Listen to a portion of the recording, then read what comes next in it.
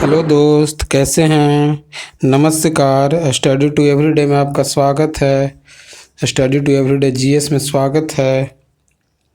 क्या और देख रहे हैं ना, खूब वीडियो सेट सेट प्रैक्टिस डाल रहे हैं। ठीक है, इसमें लगभग 40 को क्वेश्चन है, एकदम फुल डिस्कशन के साथ। क्या फुल डिस्कशन है, इसको आप लोग सुनिए। चलिए बिना समय बिताए हुए हम आगे काम करते हैं। ठीक है, प्राचीनतम वेद कौन है। प्राचीनतम वेद कौन है। यजुर्वेद, ऋग्वेद, सामवेद, अथर्ववेद। तो सबसे प्राचीनतम वेद आपको आ जाएगा ऋग्वेद। ठीक है, ऋग्वेद सबसे प्राचीन वेद। देखिए, सामवेद में संगीत का वर्णन किया गया है, जबकि यजुर्वेद को गद और पद कहा जाता है, यानी गद पद का जिक्र यजुर्वेद में हुआ है। और देखिए आगे, ठीक है, और देखिए ऋग्वेद जो है ना, उसमें आर्यों का आगमन का वर्णन मिलता है। देखिए, सबसे अंत में कौन सी घटना हुआ। तो चंद्रगुप्त मौर्य का राजाभिषेक, अशोक का राजाभिषेक, मेगास्थनीज का भारत आगमन, या अशोक की कलिंग विजय। तो सबसे अंतिम में कौन हुआ, तो अशोक के कलिंग विजय। अच्छा देखिए, मेगास्थनीज जो है चंद्रगुप्त के दरबार में आए थे। मेगास्थनीज का पुस्तक इंडिका है। ठीक है, चंद्रगुप्त का राजाभिषेक 322 ईस्वी में हुआ था। ठीक है, और देखिए आगे, और आगे है महात्मा गांधी जी। महात्मा गांधी जी का किस जन्म हुआ था, किस वर्ष। ठीक है, महात्मा गांधी जी का जन्म 1868 में, 1869 में, 1870 में, 1871 में। तो महात्मा गांधी जी का जन्म हुआ था 1869 में, 1869 में हुआ था। ठीक है, 2 अक्टूबर 1869 को, जो कि यह गुजरात पोरबंदर राजस्थान, अरे गुजरात पोरबंदर में हुआ था। ठीक है, और आगे देखिए, और आगे में आपका आ जाएगा महात्मा बुद्ध ने कहाँ पर महापरिनिर्वाण प्राप्त किया था। महापरिनिर्वाण का मतलब इनका मृत्यु किस स्थान पे हुआ था। इनका सारनाथ में हुआ था, कुशीनगर में हुआ था, या बोध गया में, या लुम्बिनी में। ठीक है, तो महात्मा बुद्ध का महापरिनिर्वाण कहाँ हुआ था, तो ये आपका हुआ था कुशीनगर में। कुशीनगर कहाँ है, यूपी में। और देखिए, बोध गया में इनका ज्ञान की प्राप्ति हुआ था। सारनाथ में यह पहला उपदेश दिए थे। ठीक है, और आगे देखिए, लिखने में थोड़ा सा दिक्कत होता है, इसलिए डिस्कशन में हम बोल देते हैं। ठीक है, और देखिए, सत्य शोधक समाज के संस्थापक किसके द्वारा किया गया था। सत्य शोधक समाज, तो ये भी पूछता है एकदम, हर बार में रिपीटेड सवाल है। सत्य शोधक समाज कौन थे, तो दयानंद सरस्वती, डॉक्टर बी.आर. अम्बेडकर, ज्योतिबा राव फूले, या केशव चंद्र सेन। तो ये सत्य शोधक समाज के कौन थे, तो ये थे ज्योतिबा राव फूले। ज्योतिबा राव फूले एक महाराष्ट्र के थे, जो कि ये माली परिवार में इनका जन्म हुआ था, और ये एससी के उत्थान के लिए थे। ठीक है, और देखिए, ये 1773 में ज्योतिबा फूले ने अपना अथी किए थे। और आगे देखिए, और आगे में आपका आ जाएगा, और आगे में ये है। ठीक है, देखिए, सबसे पहले कौन सी घटना हुआ। अब देखिए, इसमें से सबसे पहले कौन सी घटना हुआ, नादिर शाह का आक्रमण, या फिर प्लासी के युद्ध, पानीपत के तृतीय युद्ध, या बक्सर के युद्ध। तो सबसे पहले इसमें कौन सा घटना हुआ था, तो नादिर शाह का आक्रमण। देखिए, नादिर शाह आक्रमण कब किए थे भारत पे, तो 1738 से 39 में। ठीक है, 1738 से 39 में किए थे। प्लासी के युद्ध हुआ था 1757 में, पानीपत के 1761 में, और बक्सर के 1764 में युद्ध हुआ था। ठीक है, और आगे देखिए, 1942 इसमें जयप्रकाश नारायण को किस नगर के जेल में मतलब रखा गया था। ठीक है, ये पटना में, हजारीबाग में, रांची में, या भागलपुर में। तो इनको जयप्रकाश नारायण जी के रखा गया था हजारीबाग जेल में। हजारीबाग जेल में 1942 में रखा गया था, जो वहाँ से भाग गए थे राताराती, और भागने के बाद ये नेपाल चले गए थे। नेपाल में आज़ाद दस्ता का गठन किया था, जो ब्रिटिश के खिलाफ थे। ठीक है, ये कब किया था आज़ाद दस्ता का, तो 1943 में आज़ाद दस्ता का गठन किए थे। ठीक है, और आगे देखिए, यह स्थान और नगर। देखिए, ये स्थान है और नगर है। तो स्थान आनंद भवन। आनंद भवन कहाँ है, आनंद भवन आपका आ जाएगा इलाहाबाद प्रयाग में। ठीक है, आनंद भवन इलाहाबाद प्रयाग में आ गया। और साबरमती आश्रम अहमदाबाद में है। ठीक है, साबरमती आश्रम अहमदाबाद में। गेटवे ऑफ इंडिया कहाँ है, मुंबई में। गेटवे ऑफ इंडिया मुंबई में, और जालियांवाला बाग हत्याकांड यानी अमृतसर में है ये शहर। ठीक है, इसका आंसर हो जाएगा 3 4 3 3 4 3 4 3 4 1 2 3 4 1 2 यानी सी इसका आंसर हो जाएगा। ठीक है, और आगे देखिए, और आगे में है आपका स्थान। देखिए इमारत और निर्माण कार्य, कौन निर्माण किए थे इमारत के। ठीक है, देखिए अलाई दरवाज़ा को किसने बनाया था? अलाउद्दीन खिलजी ने। ठीक है, और देखिए आगरा का किला किसने बनाया था? अकबर ने। आगरा का किला अकबर ने बनाए थे। ठीक है, और इत्मद उद्दौला का मकबरा नूरजहाँ ने बनवाए थे। नूरजहाँ ने। और दिल्ली का लाल किला किसने? तो शाहजहाँ ने बनवाया था, शाहजहाँ ने। ठीक है, तो इसका हो जाएगा आंसर आपको का 3 4 3 4 3 2 1 4 3 2 1 4 3 2 1 सी। ठीक है, और आगे देखिए, और आगे में आपका आ जाएगा ये सिखों के 10वें गुरु गोविंद सिंह का जन्म कहाँ हुआ था? तो सिखों के 10वें गुरु गोविंद सिंह का जन्म पटना में, अमृतसर में, दिल्ली में या ये पानीपत में हुआ था। ठीक है, तो इनका जन्म पटना सिटी में हुआ था। ठीक है, पटना सिटी में हुआ था। कब हुआ था? तो 26 दिसंबर 1666 को हुआ था। ठीक है, और आगे देखिए, भारतीय संविधान के किस अनुच्छेद में भारतीय भाषाओं की सूची सम्मिलित की गई है? तो ये कौन है? 5वीं में, 6ठी में, 7वीं में या 8वीं में? तो ये है 8वीं भाषा में। ठीक है, 8वीं में 22 भाषाओं को वर्णन किया गया है। ठीक है, 8वीं यानी सूची में। और आगे देखिए डॉक्टर राजेंद्र प्रसाद की संविधान सभा का अस्थाई सभापति कब नियुक्त किया गया? तो राजेंद्र प्रसाद का अस्थाई सभापति कब नियुक्त किया गया? तो इनका गया दिसंबर यानी 11 दिसंबर 1946 को 11 दिसंबर 1946 को किया गया। ठीक है, और देखिए उससे पहले अस्थायी सदस्य थे, कौन थे? तो सच्चिदानंद सिन्हा थे, ये भी बिहार के रहने वाले थे। ठीक है, सच्चिदानंद सिन्हा जी थे जो कि बिहार के थे, और अस्थायी सदस्य इनको राजेंद्र प्रसाद को चुना गया। और देखिए आगे में आपको आ जाएगा ये किस संविधान संशोधन के द्वारा शिक्षा के अधिकार को एक मौलिक अधिकार के रूप में सम्मिलित किया गया? किस संविधान संशोधन के द्वारा? ये हो गया 83वां, 84वां, 85वां या 86वां। तो शिक्षा का अधिकार 86वां संविधान संशोधन के द्वारा किया गया है। ठीक है, 86वां संविधान संशोधन के द्वारा किया गया। 86वां संविधान संशोधन कब हुआ था?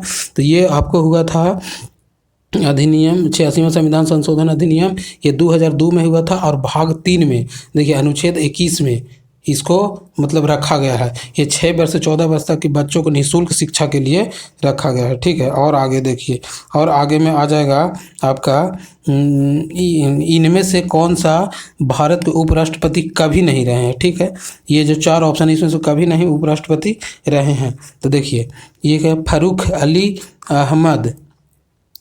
अली अहमद, डॉक्टर एस राधाकृष्णन या जाकिर हुसैन या बीबी गिरी। तो ये देखिए ये तीनों जाकिर हुसैन, बीबी गिरी और राधाकृष्णन जी रहे हैं, जबकि फारूक अली अहमद कभी नहीं रहे हैं। ठीक है, और यहाँ पे देखिए स्वच्छ भारत अभियान किस वर्ष आरंभ किया गया? स्वच्छ भारत अभियान किस वर्ष किया गया था? 2014 में, 2015, 16 या 17 में? तो ये किया गया था आपको स्वच्छ भारत अभियान का शुरुआत 2 अक्टूबर 2014 से किया गया था। किसके द्वारा किया था? प्रधानमंत्री के द्वारा। कहाँ से किया गया था? तो ये आपको नई दिल्ली से किया गया था। ठीक है, कहाँ से? नई दिल्ली से किया गया था। और आगे देखिए पंचायती राज अपनाने वाला पहला राज्य कौन सा है? देखिए जो पंचायती राज को अपनाने वाला पहला राज्य, ये आपका पहला राज्य आ जाएगा कौन? उत्तर प्रदेश, मध्य प्रदेश, बिहार या राजस्थान? तो ये आ जाएगा राजस्थान के नागौर जिला से किया गया था। ठीक है, नागौर जिला से 1959 में किया गया था। 2 अक्टूबर 1959 से आरंभ किया गया था। और दूसरा राज्य जो है उसका किया गया था आंध्र प्रदेश से। ठीक है, आंध्र प्रदेश से किया गया था, आंध्र प्रदेश में दूसरा।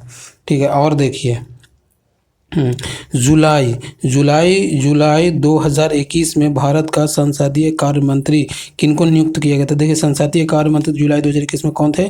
तो प्रहलाद जोशी, धर्मेंद्र प्रधान, पीयूष गोयल और अश्वनी वैष्णव। तो ये थे प्रहलाद जोशी, ठीक है, प्रहलाद जोशी जी थे। धर्मेंद्र प्रधान अभी कौन है? धर्मेंद्र प्रधान अभी शिक्षा मंत्री हैं। पीयूष गोयल उद्योग एवं मंत्री हैं और अश्विनी वैष्णव रेल मंत्री हैं, ठीक है। और आगे देखिए, और आगे में आपका आ जाएगा जुलाई 2021 में जुलाई 2021 में किसे कर्नाटक का राज्यपाल नियुक्त किया गया? तो राज्यपाल किसको नियुक्त किया था? राजेंद्र विश्वनाथ अलेकर को, या रमेश बैस को, या बंडारू दत्ता को, या थावरचंद गहलोत को? तो ये कर्नाटक का राज्यपाल अभी कौन है? वर्तमान में भी है अभी ये थावरचंद गहलोत जी, ठीक है। और देखिए, भारत का महान्यायवादी किसके द्वारा नियुक्त किया जाता है? देखिए, महान्यायवादी किसके द्वारा नियुक्त किया जाएगा? तो महान्यायवादी राष्ट्रपति के द्वारा नियुक्त किया जाएगा, प्रधानमंत्री के द्वारा, या विधि न्याय मंत्री के द्वारा, या भारत के मुख्य न्यायाधीश के द्वारा? तो राष्ट्रपति के द्वारा किया जाता है, राष्ट्रपति के द्वारा किया जाता है। महान्यायवादी जो है ना कि अनुच्छेद 76 के द्वारा किया जाता है, ठीक है, अनुच्छेद 76 के द्वारा किया जाता है। और आगे देखिए, वर्तमान समय में निम्न में से कौन सा एक मौलिक अधिकार नहीं है? ठीक है, मौलिक अधिकार इसमें से कौन सा नहीं है? तो समानता का अधिकार, संपत्ति का अधिकार, शोषण के विरुद्ध अधिकार, या स्वतंत्रता का अधिकार? तो इसमें से संपत्ति का अधिकार नहीं है। संपत्ति का अधिकार को हटा दिया गया है। कब के? 44वें संविधान संशोधन के द्वारा। और 44वें संविधान संशोधन 1978 के द्वारा इसको हटाकर भाग, देखिए, अनुच्छेद इसको 301 में रखा गया है, अनुच्छेद 301 में कर दिया गया और भाग 12 में है, ठीक है। ये सब जो जितना भी डिस्कशन कर रहे हैं ना, ये बहुत इंपॉर्टेंट सवाल है। ये सब आने का 100% संभावना है, ठीक है, कोई भी एग्जाम में ऐसा नहीं है। देखिए, निम्नलिखित में से कौन सा नगर यमुना नदी के किनारे नहीं है?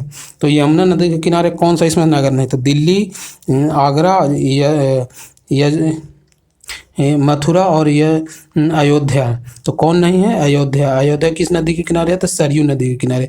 दिल्ली, आगरा और मथुरा ये यमुना नदी के किनारे है, ठीक है।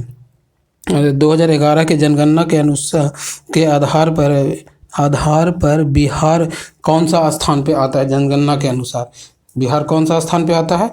या दूसरा, तीसरा, चौथा या पाँचवा? तो बिहार आता है तीसरे स्थान पर। अच्छा, जब तीसरे स्थान पर आता है तो पहले स्थान पर कौन है? यूपी है, और दूसरे स्थान पर महाराष्ट्र।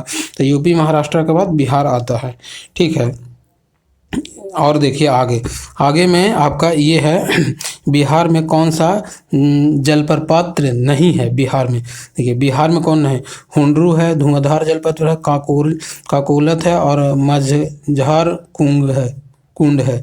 तो बिहार में आपका हो जाएगा, ठीक है, बिहार में आपका हो जाएगा। देखिए, ये थोड़ा सा दिक्कत हो रहा है यहाँ पे, जो कि हम आपको इसका आंसर बता देते हैं। ये हो जाएगा डी में कौन सा है? तो डी में आपका हो जाएगा, डी में नहीं, हुंडरू है, हुंडरू जो कि झारखंड में है, स्वर्ण रेखा नदी के किनारे, ठीक है, हुंडरू झारखंड में है, स्वर्ण रेखा नदी के किनारे। और देखिए आगे, ठीक है दोस्त, इस सब के जितना भी आप इसको सुनिए, याद कीजिए, न कर खाली सुनिए, सुनने के बाद आप रुकिए, याद हो जाएगा, ठीक है। और आगे देखिए, निम्नलिखित में से कौन सा बिहार की पश्चिम सीमा रेखा पर स्थित है? देखिए, बिहार का नक्शा दिमाग में लाइए और देखिए उसमें पश्चिम की ओर कौन है, पूर्व की ओर कौन है, और उत्तर दक्षिण सब चारों दिशाओं के देखिए बिहार का, ठीक है। ये बिना समय बिताए हुए देखिए, ये किसका पश्चिम की पूछ रहा है, तो पश्चिम में कौन सा हो जाएगा? नेपाल हो जाएगा, पश्चिम बंगाल हो जाएगा, उत्तर प्रदेश हो जाएगा, झारखंड हो जाएगा। तो पश्चिम में पूछ रहा है तो पश्चिम में आपका उत्तर प्रदेश हो जाएगा, ठीक है, पश्चिम में उत्तर प्रदेश, पश्चिम में उत्तर प्रदेश हो जाएगा, और उत्तर में नेपाल हो जाएगा, और पूर्व में पश्चिम बंगाल हो जाएगा, और नीचे यानी झारखंड में हो जाएगा आपको दक्षिण में, ठीक है। और देखिए, बिहार में कौन सी नदी नहीं बहती है? बिहार में कौन सी नदी नहीं बहती है? फल्गु, बागमती, पुनपुन या गोमती? तो इसमें बिहार में कौन सी नदी नहीं बहेगा? तो गोमती नहीं बहेगा। गोमती कहाँ है? गोमती उत्तर प्रदेश में लखनऊ शहर इसी नदी के किनारे स्थित है, जबकि ये तीनों नदी बिहार में बहता है, ठीक है। और देखिए, बागमती जो है कि एक उत्तर की ओर, बाकी दोनों दक्षिण से जाता है, छोटा नागपुर के पठार से जाता है। अब देखिए, क्षेत्रफल के अनुसार सबसे विशाल महाद्वीप कौन सा है? क्षेत्रफल के अनुसार एशिया, अफ्रीका, यूरोप और उत्तरी अमेरिका। तो ये आपका आ जाएगा एशिया, एशिया सबसे बड़ा है। ये टोटल विश्व का 29.5% पर स्थित है। इसका देखिए वर्ग क्षेत्रफल में देखेंगे तो यह आ जाएगा 44,57,9,000 यानी 44,57,9,000 वर्ग किलोमीटर में आ जाएगा। ठीक है, एशिया का क्षेत्रफल हो जाएगा। ये 29.5% भाग पर फैला हुआ है। और देखिए ये आपका कह रहा है कि बिहार में कौन सा खनिज पाया जाता है। देखिए बिहार में कौन सा खनिज पाया जाएगा। बिहार में पाइराइट पाया जाएगा, अवरक्त पाया जाएगा या फिर क्वार्टजाइट पाया जाएगा। तो ये सब खनिज पाया जाता है उपयुक्त में से बिहार में। ठीक है, और देखिए जो आवरक है, आवरक बिहार में नवादा, जमुई, मुंगेर, भागलपुर में पाया जाता है, जबकि पाइराइट रोहतास जिला में पाया जाता है। ठीक है, क्वार्टजाइट मुंगेर और जमुई में पाया जाता है।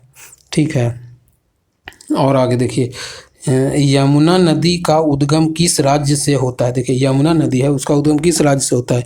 हिमाचल प्रदेश से, उत्तर प्रदेश से, पंजाब से या उत्तराखंड से। तो यमुना का उत्तराखंड से होता है। ठीक है, उत्तराखंड से यमुना नदी का उद्गम स्थान है।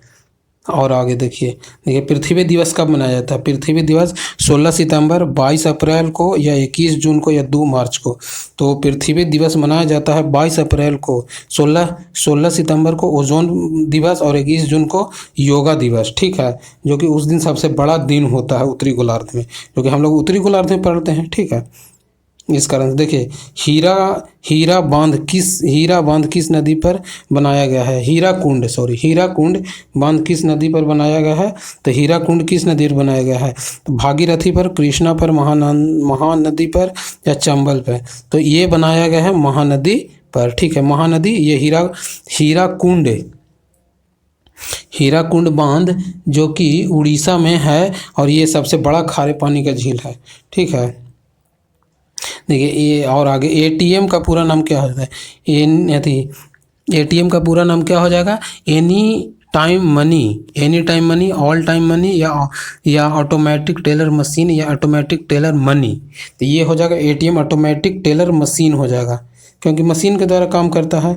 ठीक है, और आगे देखिए 2011 की जनगणना के अनुसार निम्नलिखित राज्यों में किसको ग्रामीण जनसंख्या सर्वाधिक है। देखिए इन चारों में से किस में ग्रामीण जनसंख्या सर्वाधिक है। तो सबसे अधिक आ जाएगा आपका कर्नाटक में आ जाएगा। कर्नाटक में कितना जनसंख्या है। ये कर्नाटक में है आपको 37,552 और 529, 37,552, 529 है। ठीक है, और ये सब राज्यों में कम है। ठीक, और देखिए नीति आयोग ने किस आयोग का स्थान लिया। नीति आयोग ने किस आयोग के लिए। तो वित्त आयोग का, योजना आयोग का, परमाणु ऊर्जा आयोग का या वेतन आयोग का। तो नीति आयोग ने किसका लिया। तो ये लिया योजना आयोग का। ठीक है, योजना आयोग का गठन कब हुआ था। तो योजना आयोग का गठन हुआ था 15 मार्च 1950 को और 1 जनवरी 2015 को वर्तमान सरकार ने इसका नाम चेंज कर दिया और नीति आयोग रख दिया। ठीक है, नीति आयोग का अध्यक्ष कौन होता है। भारत के प्रधानमंत्री। ठीक है, जो कि अभी हैं। और उपाध्यक्ष है बैरी जी और सीईओ हैं आपका कौन तो हैं, वो यूपी के हैं, जो कि अभी दिमाग में नहीं आ रहा। ठीक है, भारत के नियंत्रण में महालेखक परीक्षक की नियुक्ति किसके द्वारा किया जाता है। भारत में नियंत्रण महालेखक परीक्षक की नियुक्ति किसके द्वारा किया जाता है। तो ये आपको आ जाएगा, ये आपको राष्ट्रपति के द्वारा, प्रधानमंत्री के द्वारा, वित्त मंत्री के द्वारा या संघ लोक सेवा आयोग के द्वारा। तो ये आपको किया जाता है राष्ट्रपति के द्वारा। ठीक है, राष्ट्रपति के द्वारा। ये इसका अनुच्छेद 148(1) में रखा गया है। ठीक है, और आगे देखिए ये सब जितना भी सवाल है ना, बहुत अच्छा सवाल है और यही सब में से पूछता है जो कन्फ्यूजन होने का चांस रहता है। निम्नलिखित में से बिहार में किसकी प्रचुर मात्रा उपज होती है। बिहार में किसका प्रचुर मात्रा होती है। चारों में से चाय को, कॉफ़ी को, तंबाकू या इलायची को। तो बिहार में हो जाएगा क्या, तंबाकू हो जाएगा। बिहार में हो जाएगा आपका तंबाकू। ठीक है, बिहार में आपका तंबाकू हो जाएगा। और तंबाकू कौन कौन जिला में पाया जाता है। तो तंबाकू आपको पाया जाएगा, तंबाकू बिहार में तंबाकू पाया जाएगा वैशाली, समस्तीपुर, बेगूसराय, पूर्णिया में। ठीक है, ये समस्तीपुर, बेगूसराय, पूर्णिया में पाया जाएगा। ठीक है, और आगे देखिए मुजफ्फरपुर की लीची का मुजफ्फरपुर के लीची का ब्रांड जो होगा उसका क्या नाम है? देखिए रानी लीची या नवाबी लीची या रसगुल्ला लीची या शाही लीची। तो ये मुजफ्फरपुर के शाही लीची है, ये तो सब लोग जानते हैं। ठीक है। और आगे देखिए और आगे में आपका आ जाएगा ये, देखिए ये जो कि, हाँ देखिए स्थान, ये थोड़ा सा दिक्कत हो रहा। देखिए उपज और राज्य, किस राज्य में क्या उपज होता है? तो जूट सबसे ज़्यादा कहाँ होता है? तो इसमें से पश्चिम बंगाल में। चाय सबसे ज़्यादा होता है असम में। और गन्ना सबसे ज़्यादा उत्तर प्रदेश में। और रबर सबसे ज़्यादा केरला में। ठीक है, इसको आप लोग देख लीजिएगा, लिख लीजिएगा, दिमाग में फिट कर लीजिएगा। ये खनिज से एगो आता है, खनन से, जो भारतीय राज्य में कौन से कहाँ से ज़्यादा पैदा हो रहा है। ठीक है। और देखिए ये विश्व उपभोक्ता दिवस कब मनाया जाता है? विश्व उपभोक्ता दिवस जनवरी 15 को, फरवरी 15 को, मार्च 15 को, अप्रैल 15 को। तो इसको मनाया जाता है 15 किसका? 15 क्या आ जाएगा आपको? विश्व उपभोक्ता दिवस मनाया जाएगा 15 मार्च को। ठीक है, 15 मार्च को। ठीक है, 15 मार्च को मनाया जाता है। और आगे देखिए भारत में सरकार का वित्तीय वर्ष चलाया जाता है। भारत में सरकार का वित्तीय वर्ष चलाया जाता है 1 जनवरी से 31 दिसंबर तक, 1 मार्च से 28 से 29 फरवरी तक, 1 अप्रैल से 31 मार्च तक, या 1 फरवरी से 31 जनवरी तक। तो भारत का वित्तीय वर्ष होता है 1 अप्रैल से 31 मार्च तक, 1 अप्रैल से 31 मार्च तक। ठीक है। और आगे देखिए आगे बोल, सहकारी मंत्री का दायित्व किसे सौंपा गया? सहकारी मंत्रालय एक बना है नया, अभी इसका दायित्व किसको सौंपा गया है? तो ये अमित शाह को, नितिन गडकरी को, अर्जुन मुंडा को, या नारायण राणे को। तो ये सहकारी मंत्रालय किसको दिया गया है? तो ये अमित शाह को दिया गया है।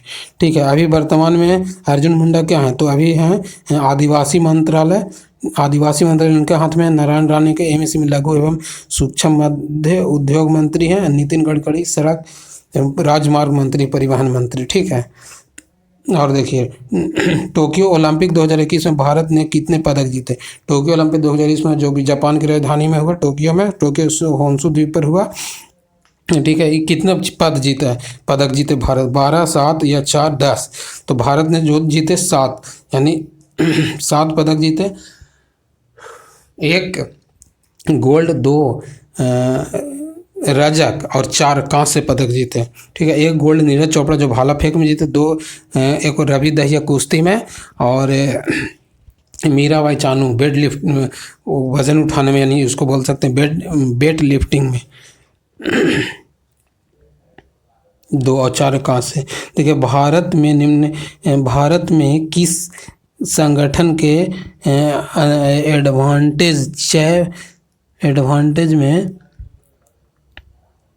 एडवांटेज में क्या आ जाएगा आपको?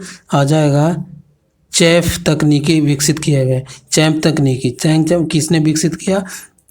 तो क्या HL दत्तू ने, इसरो ने, या AR ने, या DRDO ने? तो ये किए DRDO ने। ठीक है, DRDO ने किए। ठीक है। और देखिए ये भारत द्वारा ऑपरेशन देवी शक्ति कहाँ चला गया? तो ऑपरेशन देवी शक्ति पाकिस्तान, अफगानिस्तान और ईरान, चीन, किसके? तो ये चलाएगा अफगानिस्तान से भारतीयों जो फंसे हुए थे उनको निकालने के लिए वहाँ चलाया गया था देवी शक्ति। ठीक है। और देखिए मॉरिशस की राजधानी कहाँ है? मॉरिशस की राजधानी आपको हो जाएगा सुरेपिये है, हैंड्रग बेई है, या पोर्ट लुइस है, या हेम्बर्ग में है। तो मॉरिशस की राजधानी पोर्ट लुइस है। और आगे देखिए जापान की मुद्रा क्या है?